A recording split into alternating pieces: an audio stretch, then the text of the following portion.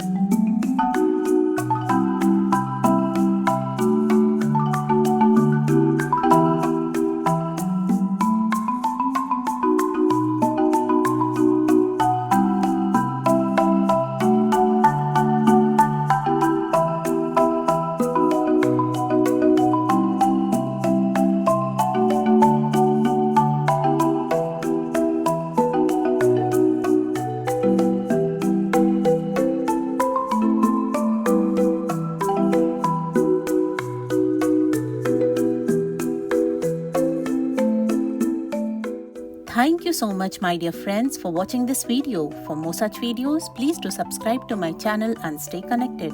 Wishing you a beautiful day and see you soon on my next video.